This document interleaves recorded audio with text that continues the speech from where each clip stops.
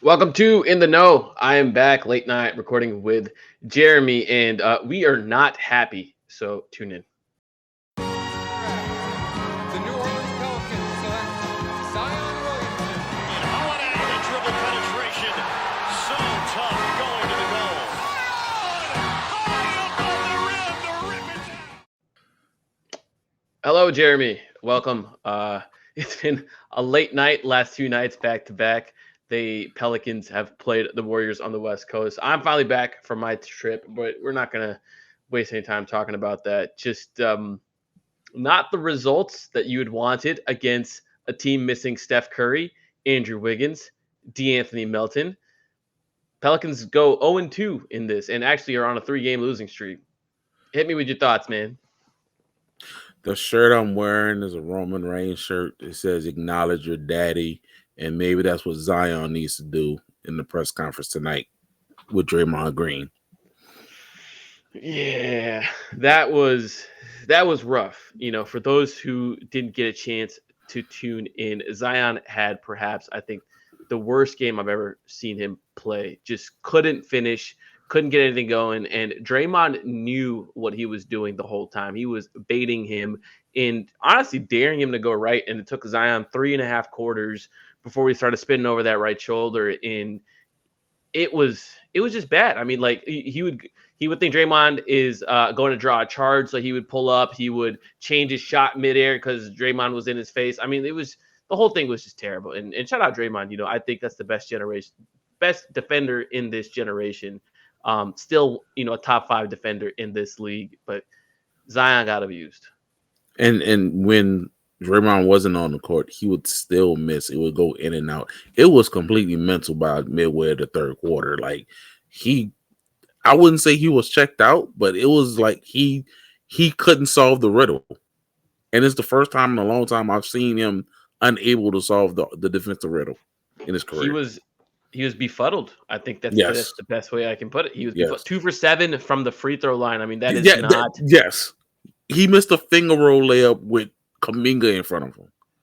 It was completely just in his head. No doubt about it. There's no way you could expect that turn of events after his performance, at least shooting the night before.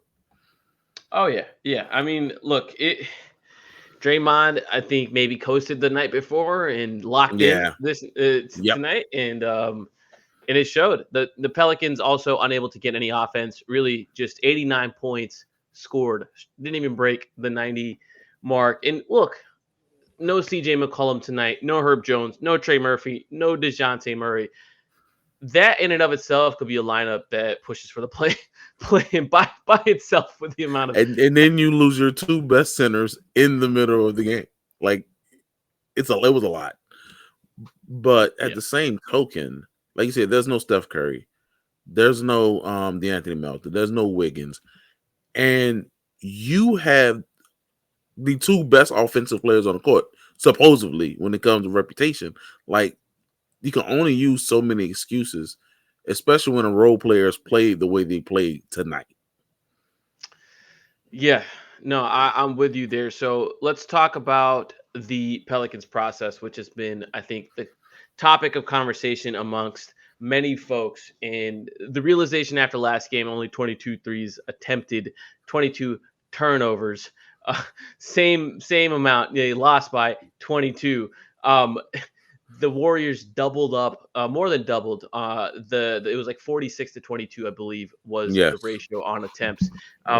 After that game, there was just a lot of conversation of, man, look, talent is one thing. This team just doesn't have anything cohesive going on that they can fall back on when the talent is not talenting. And you know what? The talent was talenting last night. Last night, the talent was talenting, but there was no offensive base. And it felt like the guards had predetermined that we're going to just accept being run off the line. We talked about it in the Portland game, and they had the same mindset and not just honestly doing your job and contributing on the offensive end of helping build up those threes. And that's before you get into the turnovers by everyone that night. Yeah, look, Hawkins had 1 3-point attempt. Yep. Well, if you want to be fair, He had 2 3-point possessions because one of them was a 3-shot foul. Fair enough. 2 3-point 3 possessions, possessions. which is not enough at all. No. Tonight Hawkins had 14 attempts from deep, Yes. 21 Yep. shots attempted total. Much better aggression on just Yes. getting those shots up. I think that is, that is what you want to see. I count 2 shots outside of the paint. I'm not counting the foot on the line 3. That is No. unfortunate, but outside of that foot on the line 3, 2 shots outside of the paint, which is also what you like to see from him. That pull up midi is. Look, I love Antonio Daniels, but I do not agree that Jordan Hawkins has earned the right to take those mid-range shots. I just don't agree. That's a good look for him. I will say this. Tonight, he kind of earned it because there was no one else that really deserved it. But last night, no. Like last night, there's the play that I diagrammed, and it was like, you can't have this thought process of believing you could attack the paint and hit with your mid-range jumper when you should have yourself set up ready to take this pass from BI to shoot because you got enough space. Like just take the shot. Be ready to take the shot. And he was more than ready tonight.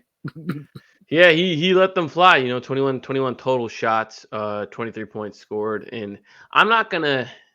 Look, it's really tough for me to harp on the Pelicans. 89 points scored with missing all the people that they missed. That that'll happen. If Zion has an average game, if he goes 10 for 20, makes 5 more shots, 50% from the field, which is not even a good game for him. If he goes 10 for 20, and he goes 5 for 7, the Pelicans might win this game.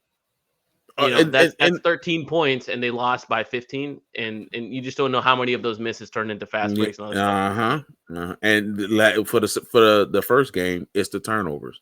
If you put up shot attempts, 2s or 3s, the process, we'll talk about where they're coming from later. But just having the shot attempts, when you're down, when you lose 23 field goal attempts, you can't win that game. That's before we talk about only taking 22 threes. Just the 0 possessions, you're going to lose. Yeah, man. It is. The Pelicans won the possession battle tonight. Yes. That is the one thing they did win tonight. Yes. They did not win the game. Not much positives to really take away from either of these nights. Look, we can talk about Jamal Cain. We can talk about Brandon Boston. These dudes are two-way players. I like what they brought in the love the effort. Love the effort. Yeah. Love the effort. Everyone like if the defensive base looked better, but man, like there hasn't been a true offensive base, in my opinion, since April 2022. When they were running on that playoff run, when it was JV, CJ, and BI, at least you had a base of what you can run. You were comfortable with how the offense was going to look, even if you didn't like the process. I knew what they were going to do. I knew how they were going to generate their points. Ironically, that year was BI and CJ go crazy for mid-range, and JV and Jackson and others will dominate the possession battle. They'll get you the offensive rebound, and they will finish at a high clip in the possessions that they do use. That's the 60-70% from. And so that gives you a high. I mean, JV in general gives you a high floor. That's a 60% true shooting guy. And whether that's 10 possessions, 15 possessions, 20 possessions, he was going to be in that ballpark. And that's a floor. That's it's 15 points you could bank on. 20 if you really wanted to every single night at efficiency. I missed my dog the moment game 4 ended because I knew there was no way he was coming back, and he's just doing his JV thing for the Wizards now, and I miss my dog. That's all he becomes trade eligible in February. Can we get him because it's a year? He was a free agent. He was a free agent. It was a sign and trade. It was a sign and trade. Oh, you're right. They did the trade exception thing. Oh, yeah. We can't even get him this year. Yep. We can't even get him. Oh, man. Sorry. I'm ruining. Hey, I'm just getting off work. I am giving you all the little energy I got. So if I ruin your heart a little bit, I'm gonna have to eat it today. Let's circle back on the process. A lot of criticism for Willie Green here. Yeah. I think there's a lot of it that's fair. Some of it, I think fans always tends to go too far. We are not going to go down that line. What I do think is a prevailing theme here is that yes, you are capable of winning when you have talent available for you.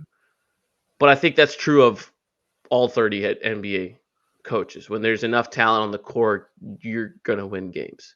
Mm-hmm. What can you do when that talent is not available for you? What do you do to maximize that talent?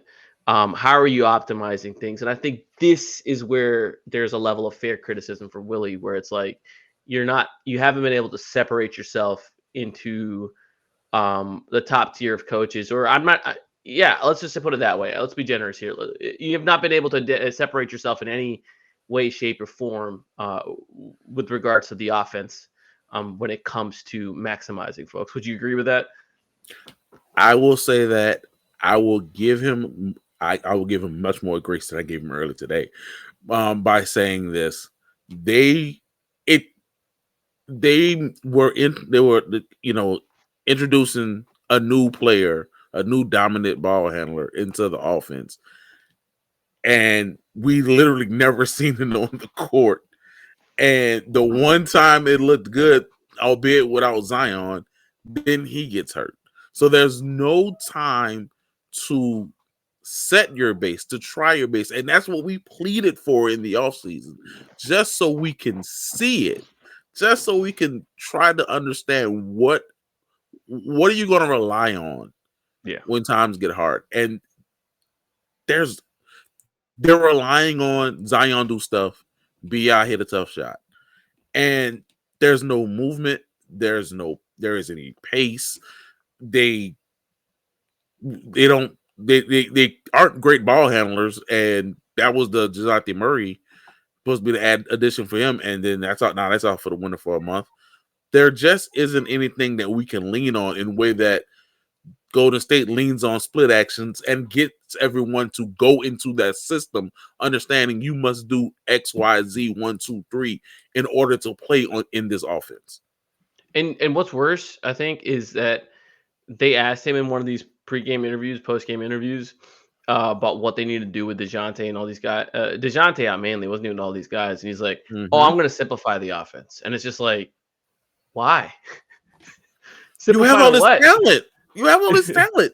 Make a complex offense so we can run things off of actions on the side and do something else and use your talent in action together. Like the number one thing that made me perk up in the first game was having Daniel Tice at the top, having DeJounte, CJ, and BI all using actions together to get BI in the post. Like when I saw that play, I perked up because that's something you can lean on when times get rough. And then we lost it. But at the same token, there was no Zion. So then I funneled to, well, that's something I can see in the CJ, BI, and DeJounte Murray minutes. But how are we going to do it with Zion? What's in the Willie Green tenure? What is the go-to play you've been able to identify that, like, hey man, when they need a bucket, they can go to this every single time? JV at the free throw line, dribble handoff screen, using BI screening for CJ or CJ screening for BI, get the ball with the DHO and get into the mid range or dump it off at the elbow, dump it off the JV or take the mid range jumper. I can envision that in my head. If they dump it off to JV, if JV draws two in the paint, he can dump it off to Herb Jones and he takes a cut to the basket. I can envision that play in my head being run time and time again. That was April 2022. Yeah, look, it's been tough. I think there's been not enough innovation in the amount of time that it needs to happen. I will give them credit. They are trying things. They are trying to get their shot profile right. Yes. And it's a struggle. You're going to have nights where you're just not going to do it. unfortunately, and I think you and I kind of talked about it, I am of the belief that the league is taking an even sharper turn than the Pelicans are making right now. The Pelicans are trying to catch up to where they thought the league was going to be, and the league is like, actually, we are We're doing even accelerating more. Yes. to and what I mean right now is I'm referring to the 3-point attempts and Yeah. just the level of aggression. There's a really good article today, Owen Phillips newsletter, the F5 fellow Substacker. He actually said what's happened over the years, this has actually been documented well before Owen said it, is we've eliminated the catch and shoot long two.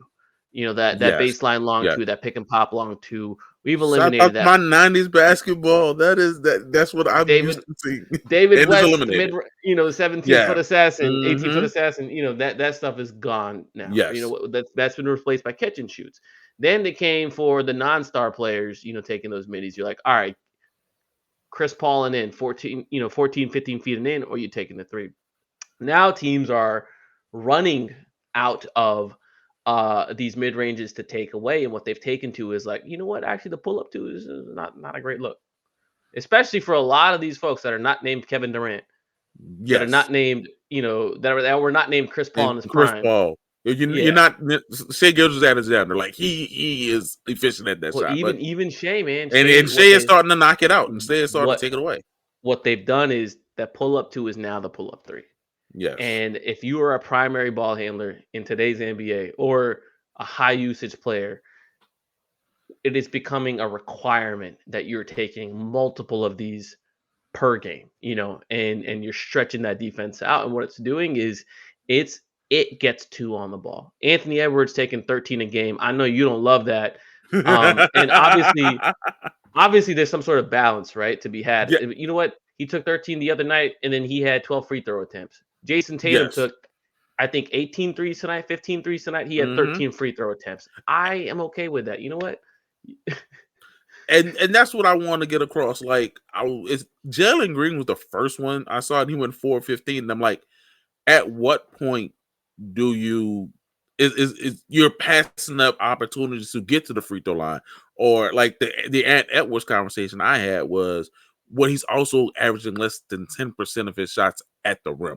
We can only sacrifice the pull up three so much for the most efficient shot in basketball.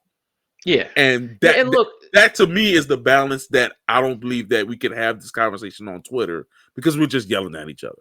Yeah, no, of course. And I think what's going on is like, I think I don't believe this. This is where I think some of this analytics stuff gets a bad rep, because a lot of people try to, like, for example, like we see the play in transition all the time where it's like, oh, they passed up a layup to take the three, right? Yep. Anybody who is a proponent of the math game, the analytics, is gonna yell at you and tell you that's a terrible idea. Yes. The most efficient shot in basketball is still at the rim. Actually, it's a free throw. The most free it's easiest to get to the I'm still old. Attacking the paint gets you free throw attempts. Now exactly. Today, because of the freedom of movement calls, you can junk up the shot and maybe you get 3 free throws instead of 2. But outside of that, you normally have to attack the paint near the basket, get arm contact, and you get 2 free throws. And 85% shooters are going to knock those down. But 100%. So the level of efficiency, like the tiers go free throw, rim, and then catch and shoot 3. Open, catch and shoot 3. That's how those tiers work. And so look, you're never gonna find me or anybody who like really buys into the numbers to be like, yeah, they should have passed up that layup for the 3.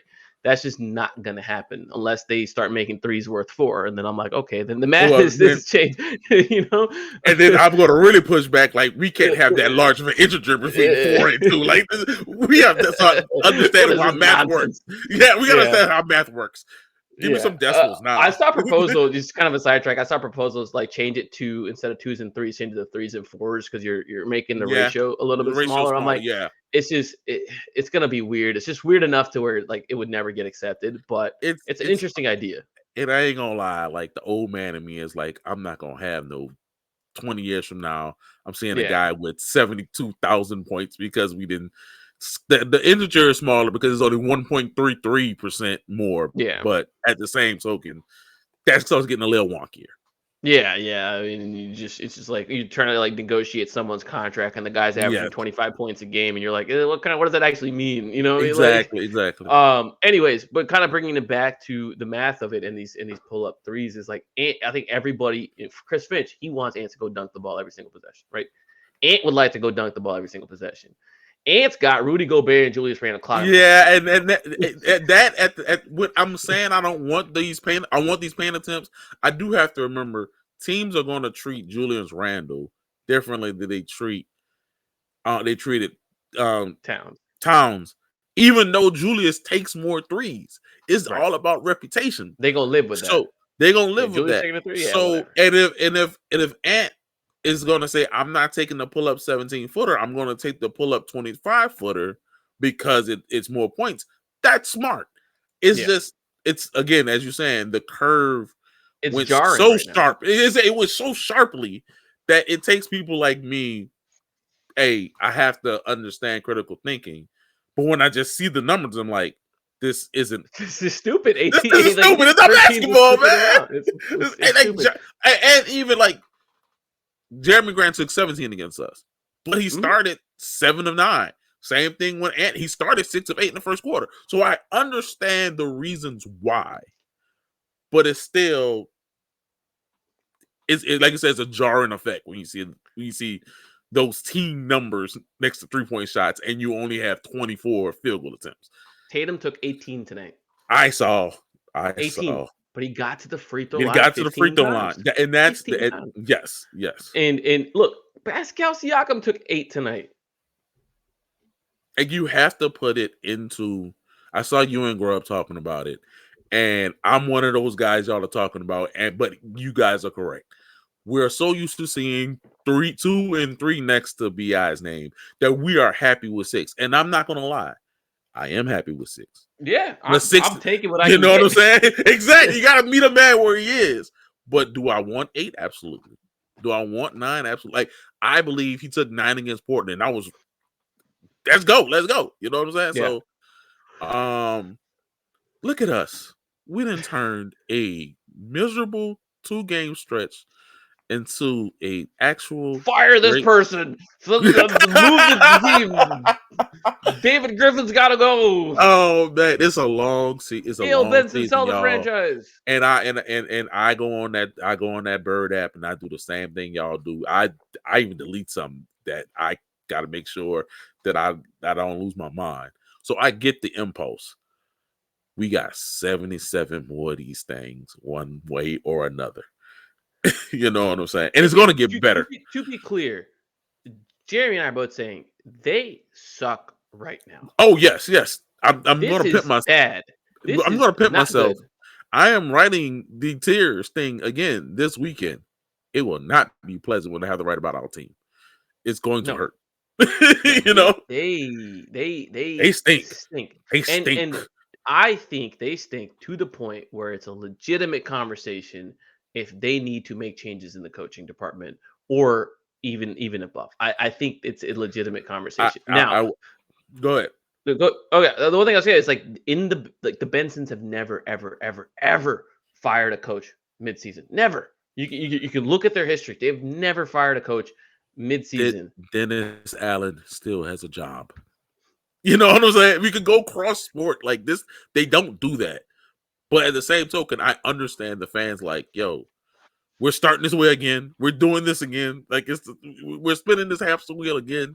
So I understand the frustration. But like you and I could sit here talk about potential next coaches or whatever. It would be a waste of time to do that at this juncture.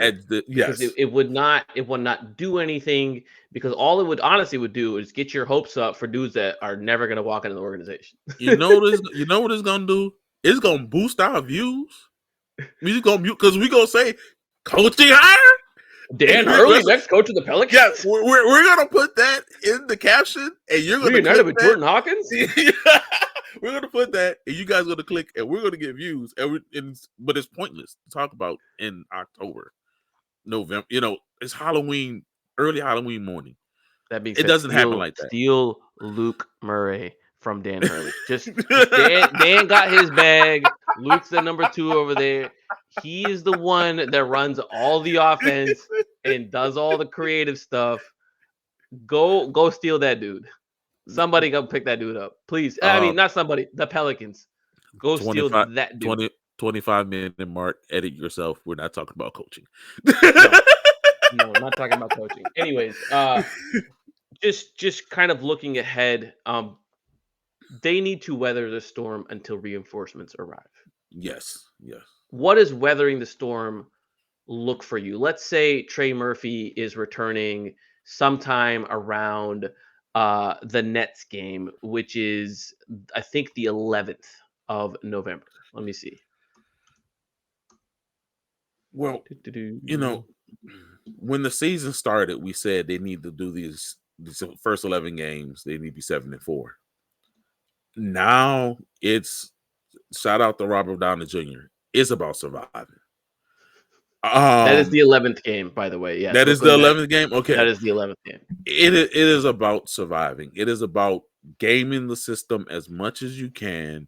It's about just like role players, do what you did today. Like just when you get your opportunity, there's no one is going to take your points, your seats from you. Nobody's going to take your minutes. CJ is hurt. Herb's hurt. It is your time to put good tape on film, and be aggressive. Take the shots you're supposed to take. And your stars got to carry you through some of these games. Like they have to play like stars. You can't get shut down, even though he's a top 5 defender. You can't get shut down. You can't shoot only 3 field goal attempts in 2.5 quarters. I don't care if Hawk's going off. You have to be aggressive, BI. It can't be on again, off again. You got to carry them and give your role players the confidence that when they're working, their efforts won't be in vain. That's what I see. What stemming this tide is until the reinforcements come. Completely agree. So let's say the next 6 games. It's Indiana, Atlanta, Portland, Cleveland, Orlando, Brooklyn. Are you living with 2 and 4 over the next 6? And that would make us 4 and 7.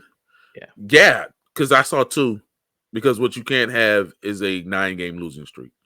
That's okay. that like if I get 4 and 7 and Trey's back and you hear good positive signs, or maybe CJ or Herb are back in between this homestand, like just winning games so people could feel good about themselves. Because we saying this a long season, it gets late early if you go on long losing streaks. Oh yeah. So just win some games, get some positive vibes. I don't like the word momentum, but just get some positive vibes. Be able to sit in front of the media and smile because you did something well today. Just get that. Get one, at least. Start with one and then build after that. We're gonna end on this note, but the stars need to star. The stars need to star. They need to play complete games. Beyond needs to take his threes. Zion needs to go do Zion stuff that he's capable of doing. Yep. Both them dudes need to lock in on defense. It's just too much. No, it's too much spacing out. You have to. It is time for y'all to set the example because you can't lean on the other guys being talented. It's time for y'all to set that example. Not just be a star by points. Be a star in every aspect. Show your work right now. You want a max contract? Prove that you can be the guy. Zion, you supposed to be on a vengeance tour or whatever. Go avenge yourself. Do what you gotta do, man. Be the Hulk. Be Thanos. Be whatever you want to be, but you need to do it. It was so funny. It's like start right now. I can't believe it's the 4th quarter for him to wake up, not just offensively. Like he finally started getting up in like Draymond's jersey, like defensively too. And it's just like, come on, man! Like, why does it when it like as you see Jerry giving you good minutes, as you see Brandon Boston giving you good minutes. Tonight. You know what I'm saying? When you're seeing Jose and Hawk coming back with a vengeance after everyone dogged them out. I know the film had to be terrible. They came out. They did what they were supposed to do. They can't like dogs. Javonte Green came out like a dog. Every role player did something well tonight. and your stars were like, well, we were good last night. We put up points last night. Y'all like one of y'all wasn't even good. Y'all one of you scored. The other one I can say I can't put the blame on you. You hit your tough shots. Yeah, I mean, they just gotta be better. That's it. Gotta be that's it. Stars. This team, we could talk about all the trades, we can talk about all the coaches, we can talk about anything you want. If them dudes are not good, it doesn't matter who you bring in. It doesn't. Couldn't say it better myself. All right, everybody. Thanks for listening to us vent. Hopefully, this will help you relieve some frustration as well. Appreciate you guys as listening, and I'm gonna let J-Dub do the make sure to like, hey, hit that bell, subscribe, like, hit thumbs up. We're gonna go back on audio. The main man is back. You see him. He's here with his great fresh breath of air. We're gonna be on audio. Subscribe to us on Spotify. Subscribe to us on Apple Podcasts. Share it with your friend. Put it on your homie's computer. Make sure your girlfriend has it on the YouTube on her television. Whatever you need to look at, just have it playing. You like us. We're friendly guys. We try to do the best we can. Like, subscribe, and share the video links when you get it. We appreciate it. Thank y'all so much. And hit up the Substack. Jeremy's about to drop the tiers this weekend. I'll definitely have some stuff going on as well. So plenty of content headed your way. Good or bad, we are gonna be in here. We're doing this. The season has started. No running away now. Nope. Hit of April, baby. One way or the other. Yes, sir.